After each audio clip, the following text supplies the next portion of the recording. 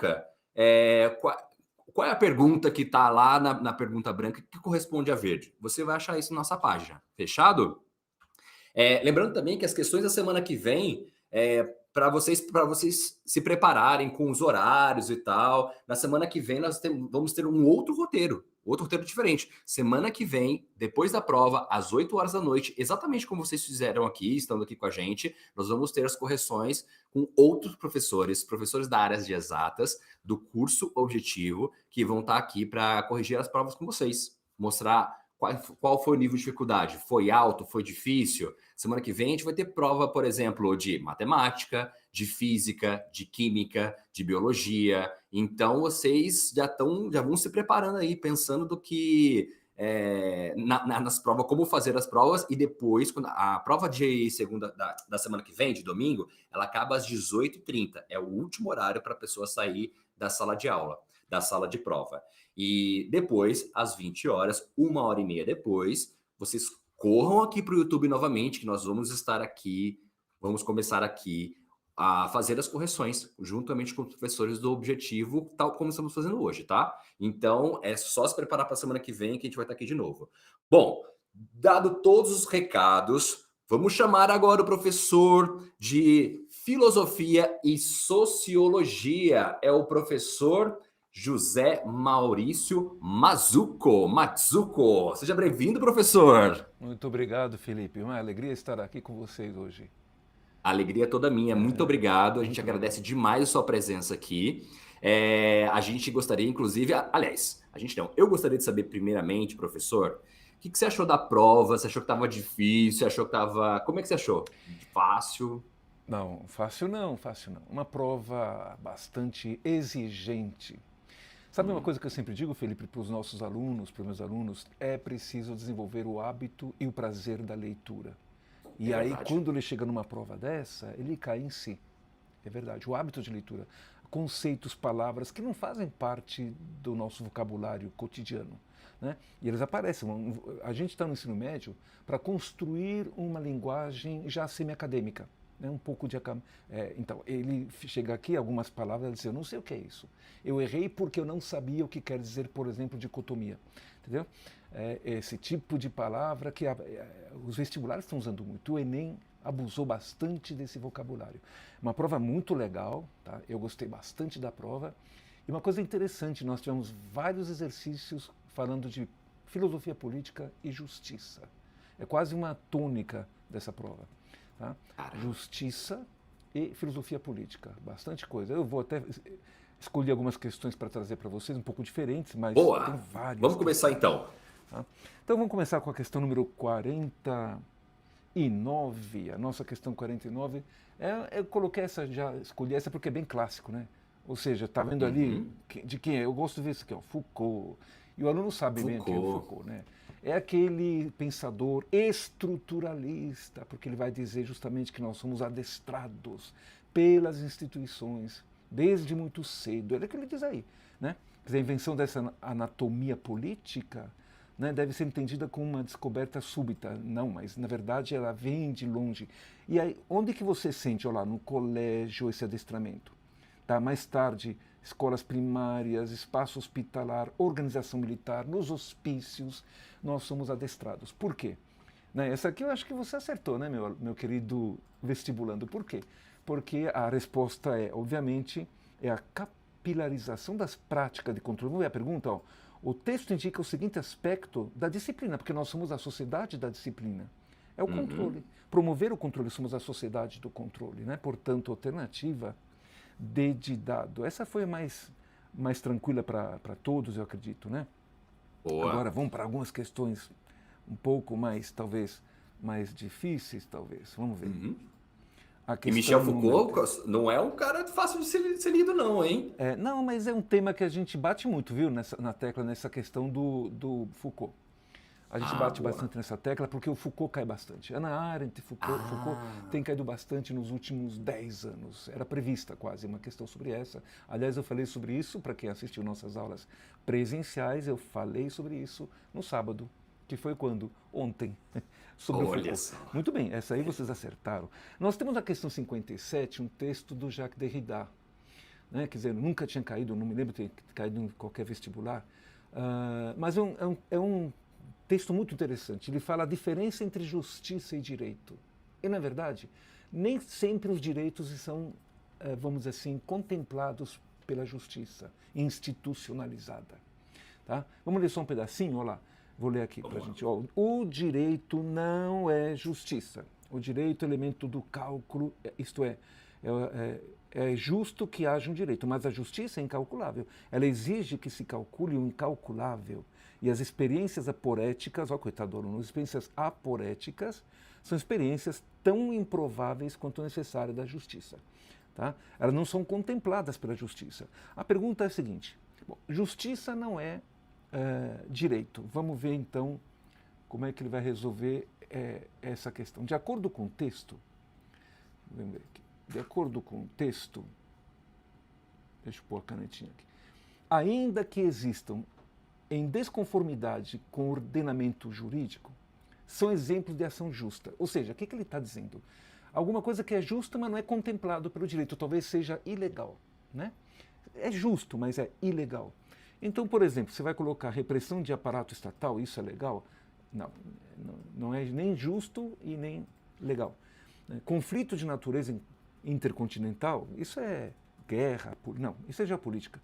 Manifestação de movimento sindical, isso está na ordem da lei, é permitido. Mobilizações estudantis, é lei. Agora, desobediência civil, olha lá, alternativa. O que é desobediência civil? É um livro do Henry David Thoreau, que é um anarquista americano, né? Escreveu esse livro, que é um livro fininho, ele vende até em banca de jornal. Uma vez eu estava falando desse livro, A Desobediência Civil, e o moleque abriu a mochila e mostrou o livro para mim, eu fiquei muito feliz que ele estava lendo o livro, né? A desobediência civil, assim, oficialmente ela é ilegal, mas muitas vezes ela é legítima, né? Ela é necessária, ela traz a justiça. Quando que você desobedece? Vamos só lembrar rapidinho, né? Eu me lembro que na Índia, na época da colonização, haviam leis injustas. Por exemplo, você era obrigado a consumir roupa inglesa lá na Índia, você não podia usar roupa indiana. O que o Gandhi mandou fazer? Queimar roupa inglesa e produzir a própria roupa indiana. Ele praticou a desobediência civil. O Gandhi que leu esse livro do Henry David Thoreau. Então ficamos aí com a alternativa A. Não é legal? Essa questão é muito legal. Bem legal mesmo. Outra questão que eu já vou em seguida é 58. Vamos ver a 58. O que ela vai ler aqui? O Sinal Fechado, né? Olá, como vai? A música que a gente cantava muito, ouvia muito quando era jovem, né? 40 anos atrás. Olá, como vai? Eu vou indo e você, tudo bem? Tudo bem, eu vou indo correndo pegar meu lugar no futuro, e você? Tudo bem, eu vou indo em busca do sono tranquilo, quem sabe, quanto tempo. E ele vai, né? Você lê o texto, muito bonito, muito legal essa música. Depois você procura ouvir, viu? Você que é nosso, está assistindo o nosso programa aí, Paulinho da Viola. Esse cara é genial, é um compositor genial. Ele termina ali, ó. Pois é, quanto tempo, tanta coisa que eu tinha a dizer, mas eu sumi na poeira das ruas, eu também tenho algo a dizer, mas me foge a lembrança, e vai, né? Muito legal, a música é muito legal, ela tem um ritmo muito interessante. E aí vem a pergunta. A letra da canção apresenta a permanência de uma situação da vida cotidiana, tá? A destacar. Então, o que ele está falando? Olha lá. Efemeridade dos vínculos de afetividade. Que elas não são relações que perduram. Ora, isso evoca o quê? Isso evoca o conceito do Bauman, Zygmunt Bauman, lembra? As relações líquidas, né? As relações que não se estabelecem, que não permanecem, que se desfazem. Portanto, é algo muito do mundo moderno, muito contemporâneo isso. Portanto, a efemeridade. O que é efêmero? Aquilo que não permanece, aquilo que é passageiro. Porque é bem isso. O que é o amor líquido? Hoje eu te amo, hoje você é tudo para mim, amanhã eu nem lembro o seu nome. Né? E a vida urbana, né, o mundo moderno, a globalização, nos leva a isso. Então, achei muito legal esse exercício, muito pertinente. Posso mostrar agora o exercício número... Acho que eu vou mostrar aqui na nossa ordem. Eu vou fechar com o 61. Peraí, professor, essa anterior você achou que é uma pergunta fácil ou difícil? Então, eu acho que eu não classificaria nem como fácil nem difícil. Ela é pertinente. Se o aluno sabe o que quer dizer efêmero, é uma palavra que a gente usa nas aulas, tá? Até por causa do Bauman, né? A efemeridade, a pós-modernidade, ela fala muito dessa coisa do efêmero, do passageiro. Se ele sabe, ele consegue fazer. É isso que eu quero dizer, né? É o contato com os conceitos, com as palavras. E quem é que lê melhor? Quem tem um hábito de leitura, né? Então eu não acho, essa aí que eu acho que é uma questão que dá para fazer tranquilo, até por exclusão, a gente vai excluindo as demais, tá? Então eu não acho difícil não, mas não é de graça, né? Nenhuma questão aqui está de graça, todas elas existem. A questão número 61, eu destaquei, é o David Hume. David Hume é um filósofo ligado à epistemologia, né, questão do conhecimento, e ele é um empirista.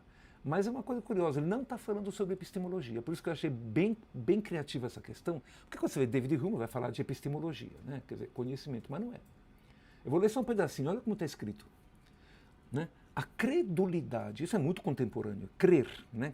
Credibilidade quer dizer crer, né? Ou a credulidade dos ouvintes aumenta o descaramento do narrador. E o descaramento deste conquista-lhe a credulidade. A eloquência, quando levada ao seu patamar mais alto, deixa pouco lugar à razão e à reflexão. Tem que tomar cuidado com o que as pessoas dizem, né?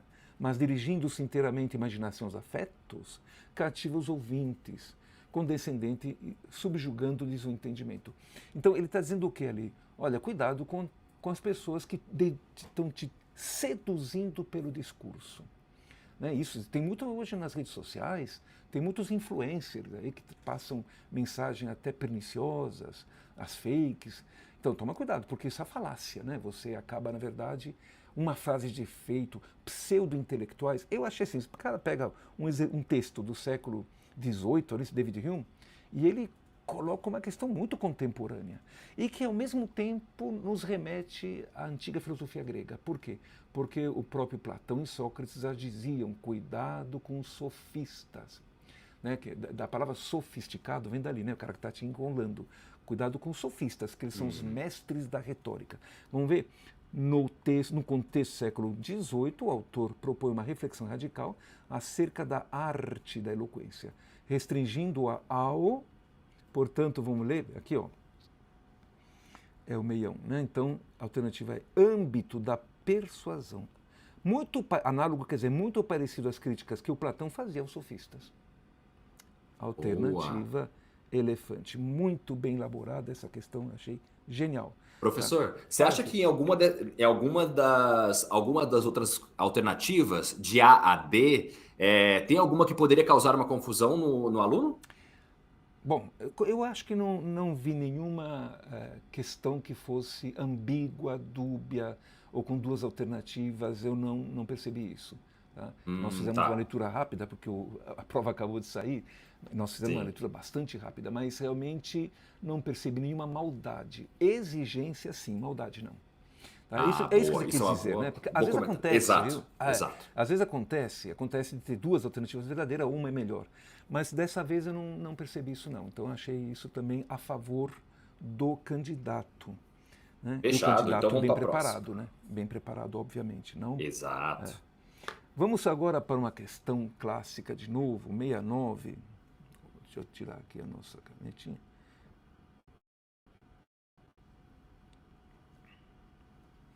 Tá, 69, essa aqui eu escolhi também porque tem uma palavra, tem um conceito que talvez o aluno não use muito, embora a gente use, eu comentei agora há pouco. Né?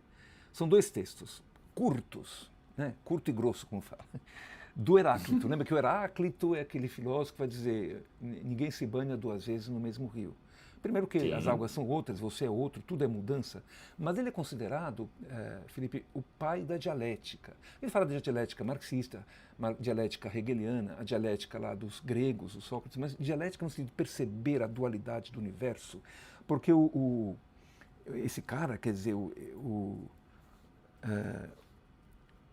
Heráclito, ele tinha essa percepção de que os opostos constroem a unidade. Né? O cara era genial. E olha que interessante, dois textos tão curtos que quando eu vi até me assustei. Todo e não todo. Ó, em conjunto, todo e não todo. Unido e separado. Em consonância e dissonância. De todos, de todos. E outro fragmento. Ele fala, Deus é dia e noite, inverno, verão, guerra, paz, saciedade e fome. Pronto, está aí cuspido 2 textos do Heráclito. Eu perguntei, o que será que ele vai perguntar? Então, característica do pensamento do Heráclito, registrada nos 2 fragmentos mencionados, dá ênfase o quê? Dá ênfase o quê?